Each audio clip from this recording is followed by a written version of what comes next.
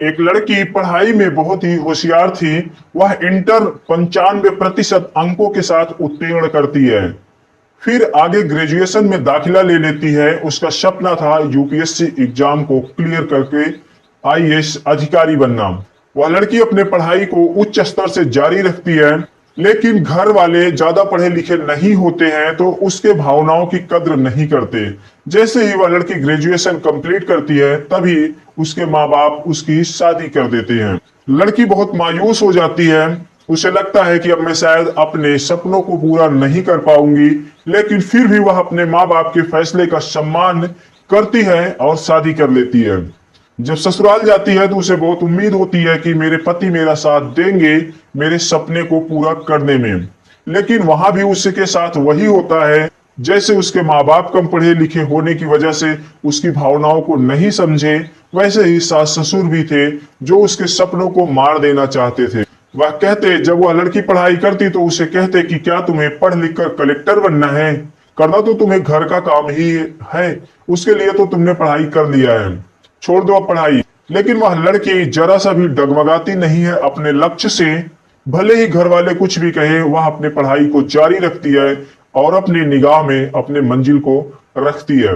अनबन घर में जो हो रहा था उसमें उसका पति भी साथ नहीं दे पाता।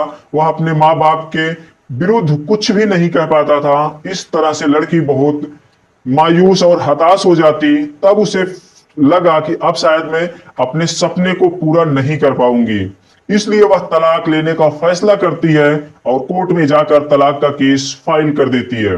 फिर जुट जाती है जी जान से अपनी पढ़ाई करने में और अपने लक्ष्य को पाने में। आखिर वो एक दिन वह समय भी आता है जब वह लड़की अपने मंजिल को पा लेती है। जिस कामयाबी के शिखर पर वह लड़की पहुंच जाती है, वहां पर पहुंचने के लिए लोग बरसों मेहनत करते हैं, फिर भी उसके बाद भी गारंटी नहीं होता कि वह मंजिल को पाएंगे या नहीं पाएंगे। आखिर उस लड़की के राह में हुई अनबन और संघर्ष, उसके बाद कामयाबी की जीवन गाथा जानेंगे हम आगे वीडियो में। आप लोग दोस्तों हमारे साथ बने रहिए। नमस्कार। आज की कहानी एक संघर्षशील महिला की है जो सामाजिक रूढ़ियों को तोड़कर अपने कामयाबी के बुलंदी पर पहुंचती है, जहां से वह एक नई इबारत लिखती है। कलेक्टर ऑफिस में बहुत गहमा गहमी होती है।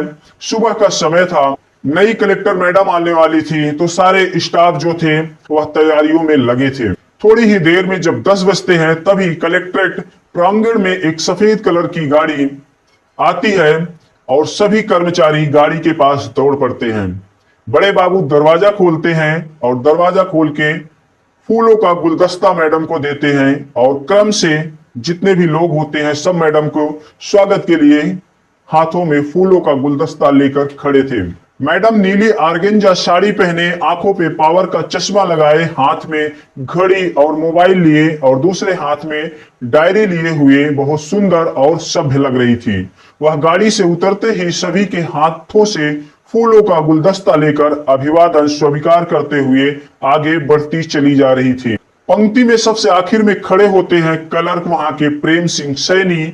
वह अपना सर नीचे झुकाकर खड़े थे। मैडम ने उनके हाथ से भी गुलदस्ता लिया और एक नजर उनकी तरफ देखा, फिर आगे बढ़ गई।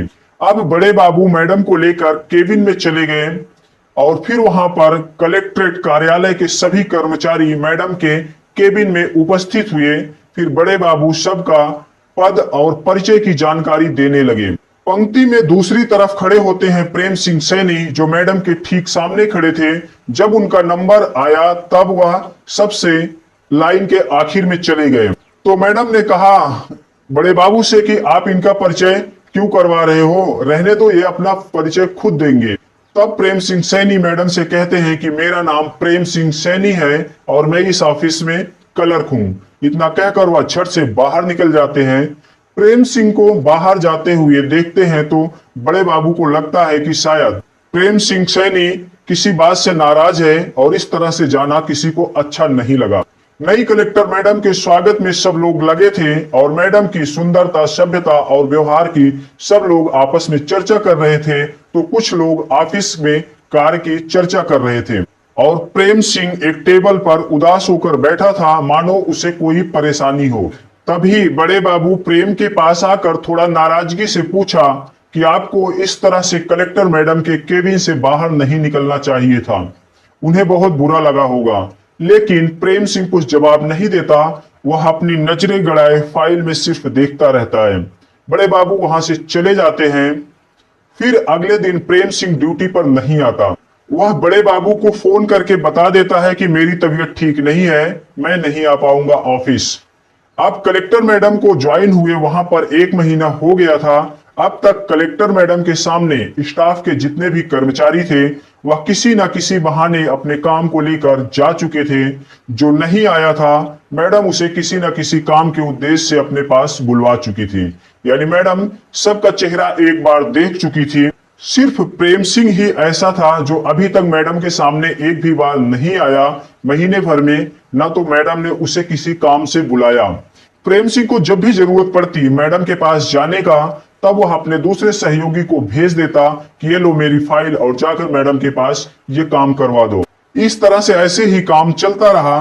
कलेक्टर मैडम रोज जब ड्यूटी पर आती तब वह एक बार हाल में खड़े होकर सभी स्टाफ कर्मचारी से गुड मॉर्निंग बोलती और चली जाती। मैडम की यह आदत सभी को बहुत अच्छी लगती, लेकिन प्रेम सिंह मैडम से नजर मिलाने से कतराता। कई दिनों तक मैडम ने जब उसे अपने स्थान पर नहीं देखा तब उन्होंने पूछा बड़े बाबू से कि क्या प्रेम सिंह ऑफिस नहीं आ रहे हैं। तो बड़े बाबू कहते हैं कि नहीं मैडम, वह नहीं आ रहे हैं। तब मैडम बड़े बाबू से कहती है कि क्या उन्होंने कोई सूचना दी है, छुट्टी ली है। तब बड़े बाबू कहते हैं कि नहीं मैडम, उन्होंने ऐसा कुछ भी नहीं किया है। तब मैडम थोड़ा नाराजगी में कहती है कि यह तो ठीक नहीं है इस तरह से किसी कर्मचारी का मनमानी करना, और बड़े बाबू को आदेश देती है कि तुम जाकर पता करो और पता लगाओ कि वह ऑफिस क्यों नहीं आ रहे हैं। तब बड़े बाबू उनके पास फोन करके पता करते हैं और मैडम की नाराजगी के बारे में बताते हैं। तब प्रेम सिंह अगले दिन ऑफिस आता है और जाकर मैडम के सामने उपस्थित होता है। मैडम नाराजगी से कह रही थी कि मिस्टर प्रेम, यह सरकारी ऑफिस है, यहाँ के कुछ नियम और कानून हैं। अगर आपको छुट्टी चाहिए ही थी तो आप एप्लीकेशन देकर सूचित कर देते, फिर छुट्टी ले लेते। लेकिन प्रेम बाबू खामोश खड़ा था, वह जवाब नहीं देता है।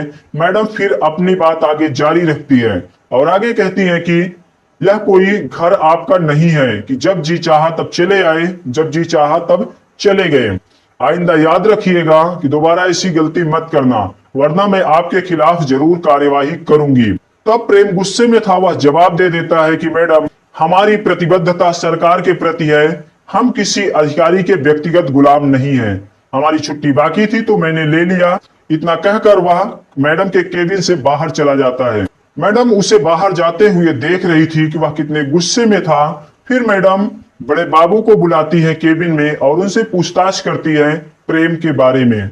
तो बड़े बाबू बताते हैं कि मैडम 2 साल पहले यहाँ पर इनकी पोस्टिंग हुई है। जब से यह आए हैं मैं देख रहा हूँ हमेशा खामोश ही रहते हैं। ना तो इनकी यहाँ पर किसी से दुश्मनी है और ना तो किसी से बहुत ज्यादा दोस्ती है।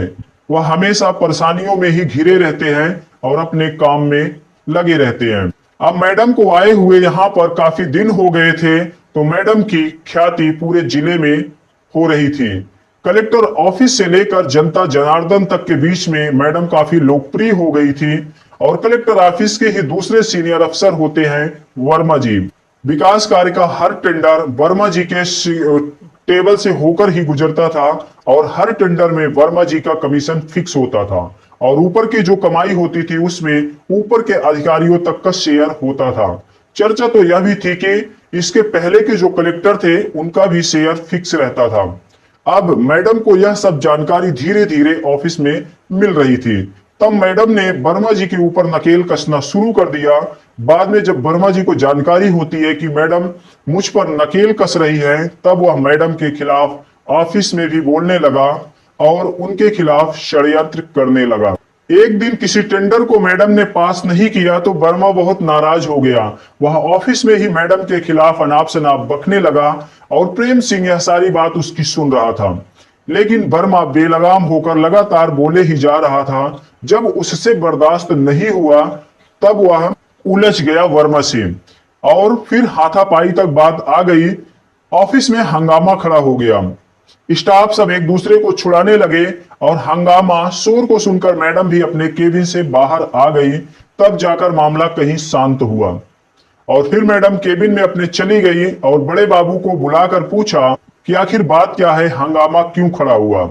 और यहाँ पर वर्मा और प्रेम सिंह के लड़ने झगड़ने को लेकर जो कर्मचारी थे उनमें चर्चा भी होने लगी कि आखिर वर्मा के द्वारा मैडम की बुराई किए जाने पर प्रेम सिंह क्यों उलझ गया, आखिर क्या बात है। बड़े बाबू को बुलाकर मैडम ने जब पूछा तो उसने बताया कि वर्मा आपके खिलाफ बोल रहा था, इसलिए प्रेम सिंह को बर्दाश्त नहीं हुआ, वह उलझ गया।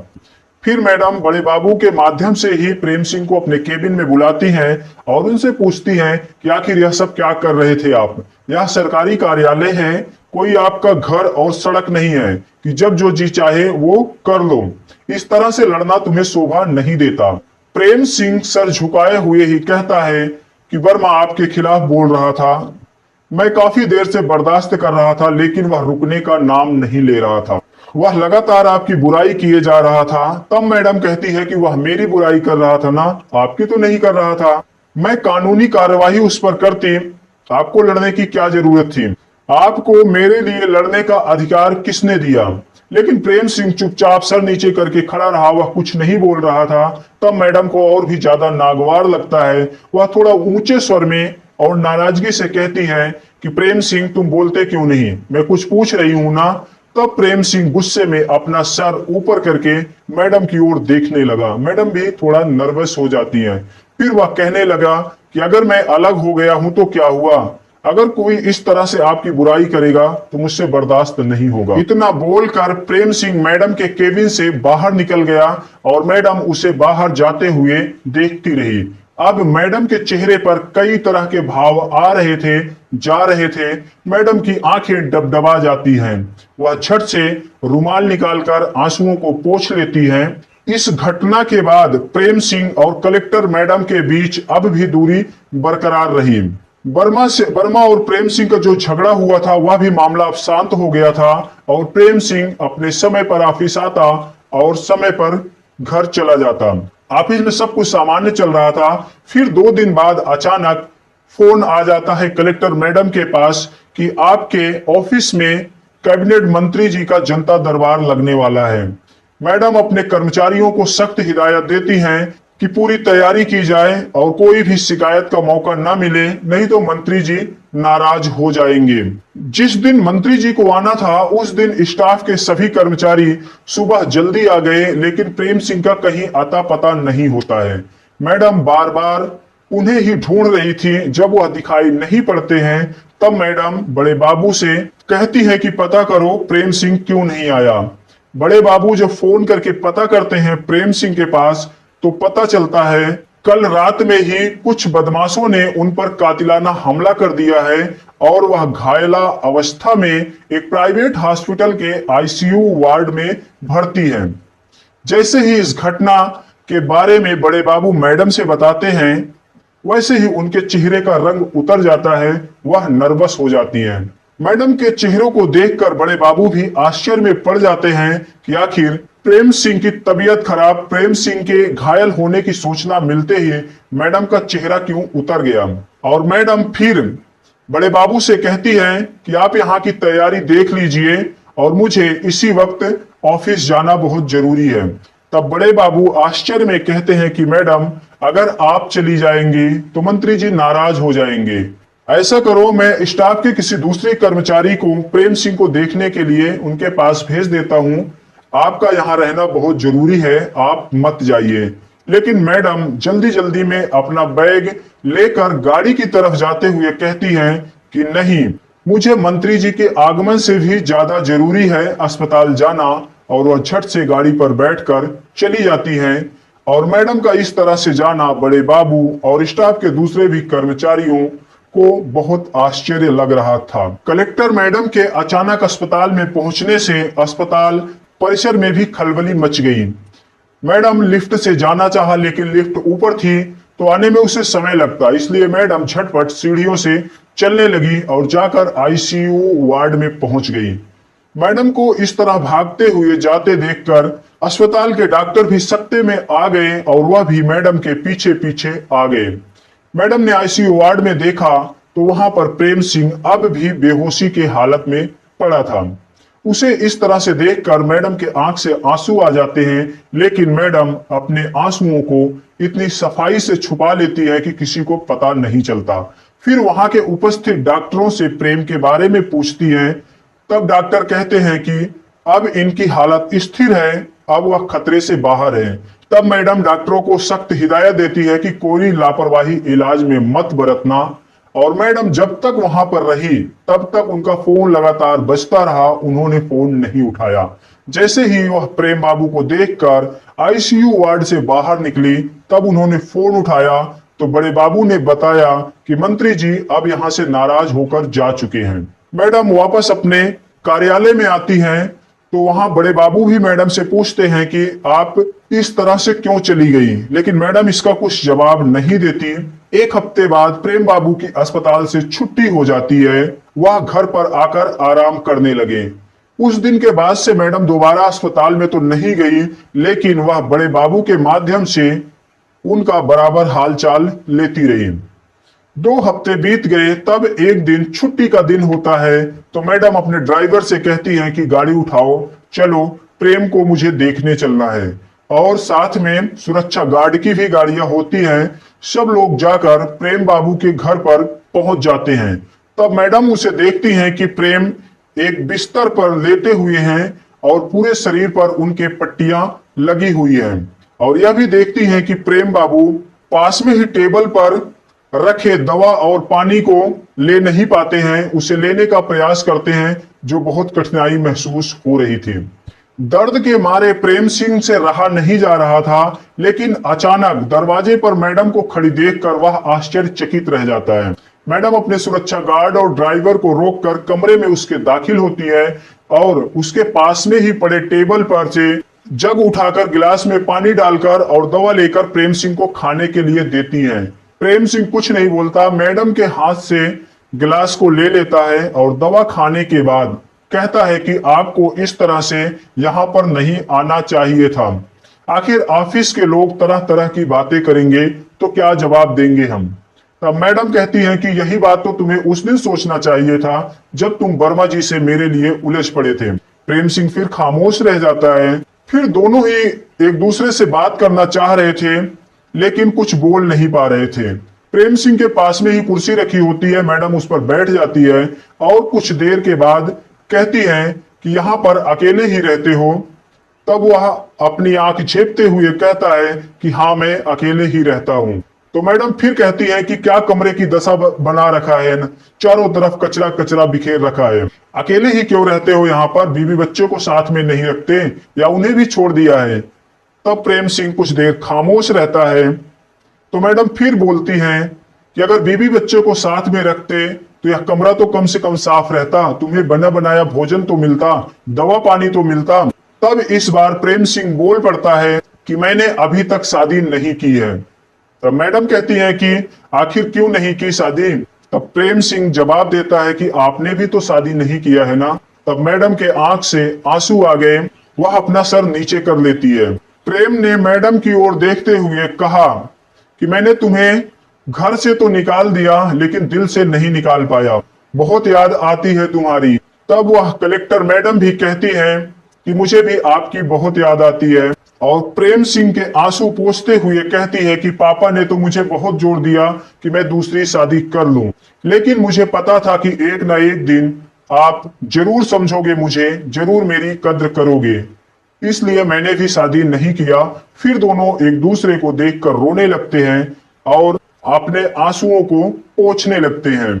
और आंसुओं को पोंछते हुए ही प्रेम सिंह ने जवाब दिया कि आखिर हम दोनों ने अपनी अपनी नादानियों के चलते कैसे इतना समय बर्बाद कर दिए, मुझे क्षमा कर देना अनुराधा। तब मैडम ने कहा कि आपके ऊपर हमला वर्मा ने ही करवाया था और मैंने उसे सस्पेंड कर दिया है और पुलिस में उसके खिलाफ एफआईआर भी दर्ज करवा दिया है। तब प्रेम ने कहा कि यह तो आपको नहीं करना चाहिए था मैडम, अब तो हमारे और तुम्हारे रिश्ते का ज्यादा ही बात का बतंगड़ बनाया जाएगा लोगों के द्वारा। तब मैडम ने कहा कि यही बात तो तुम्हें 5 वर्ष पहले सोचना चाहिए था, तो हम दोनों आज साथ साथ होते। उस समय तो नहीं सोचा। प्रेम ने मैडम की ओर गौर से देखते हुए कहा कि मैंने जो कुछ भी किया वह तुम्हारी भलाई के लिए ही किया। मैं तुम्हारी शिक्षा के खिलाफ कभी नहीं था। मैं तुम्हें जरूर समझा सकता था, लेकिन अपने माँ बाप को अपने हिसाब से चलने के लिए कैसे कहता। फिर मैडम बोली कि मैंने क्या मांगा था उनसे और आपसे। मैंने तो सिर्फ यही कहा था ना कि मेरी शिक्षा जारी रहने दो, मेरी पढ़ाई मत छुड़ाओ। मैं पढ़ना चाहती हूँ, कुछ करना चाहती हूँ। लेकिन वह लोग चाहते थे कि पढ़ाई लिखाई छोड़कर किसी घरेलू महिला की तरह सिर्फ घर गृहस्थी संभालूं, इसके अलावा कुछ भी नहीं। और आप भी तो मेरे खिलाफ ही थे। तब प्रेम बाबू कहते हैं कि मैं आपके खिलाफ, आपकी शिक्षा के खिलाफ कभी नहीं था, लेकिन रोज रोज की झगड़े से, खींचतान से तंग आ चुका था। तो आखिर क्या करता। ना तो तुम्हें समझा पा रहा था, ना तो अपने माँ बाप को समझा पा रहा था। तो आखिर मैं कुछ कर भी तो नहीं सकता था। लेकिन इसका रास्ता तो सिर्फ यही नहीं था कि तलाक ही लिया जाए। मैडम फिर से आगे बोली कि तुमने भी उस दिन मुझे मायके जाने पर मजबूर कर दिया था, जबकि उस टाइम पर तुम्हें मेरा साथ देना चाहिए था। ये तो अच्छा हुआ कि तुम्हारे द्वारा भेजे गए तलाकनामे पर मैंने सिग्नेचर नहीं किया, वरना पापा तो कह रहे थे कि सिग्नेचर कर दो और रिश्ते से मुक्त हो जाओ। लेकिन वह सब मुझे मंजूर नहीं था। देखो ना, आज मेरी किस्मत और मेहनत रंग लाई, जो मेरे सपने साकार हुआ। इतना सुनने के बाद प्रेम के आंखों से भी आंसू निकलने लगता है और वह मैडम का दोनों हाथ पकड़कर क्षमा मांगता है कि मुझे माफ कर दो अनुराधा, मैं तुम्हें समझ नहीं सका। उस दिन मुझसे बहुत बड़ी गलती हो गई थी, यह मुझे बाद में एहसास हुआ। और आपने यह अच्छा किया कि मेरे द्वारा भेजे गए तलाकनामे पर सिग्नेचर नहीं किया, वरना मैं एक बहुत बड़े पाप का भागीदार होता। इतना कहकर दोनों लिपट कर रोने लगते हैं। फिर कुछ देर के बाद मैडम अपने कमरे से बाहर निकलकर अपने सुरक्षा गार्ड और ड्राइवर से कहती है कि तुम लोग आज घर जाओ, मैं कल सुबह ऑफिस में मिलूंगी। मैडम के मुंह से इस तरह की बात सुनकर ड्राइवर और सुरक्षा गार्ड भी आश्चर्य से उन्हें देखने लगे और वहां से चले गए। उसके बाद मैडम कमरे के दरवाजे को बंद करके अंदर चली जाती है और दोनों पति पत्नी इतने दिन के बिछड़ने के गम को भुलाकर, सारे गिले शिकवे को भूलकर फिर से एक हो जाते हैं। तो दोस्तों, आज की यह पति पत्नी की कहानी, जो बिछड़ने के बाद फिर से एक हो गए और पत्नी ने अपने सपने को पूरा करने के लिए, अपनी मंजिल को पाने के लिए अपने लक्ष्य को निगाह में रखा और घर वालों से अनबन जरूर हुआ, लेकिन वह अपने फैसले से डगमगाई नहीं और अपने सपने को साकार किया। तो यह कहानी आप लोगों को कैसी लगी? अगर अच्छी लगी हो तो कमेंट सेक्शन में अपनी प्रतिक्रिया जरूर देना। अगर वीडियो अच्छी लगेगी तो लाइक करके चैनल को सब्सक्राइब जरूर कर लेना। मिलते हैं अगले वीडियो में फिर किसी नई कहानी के साथ।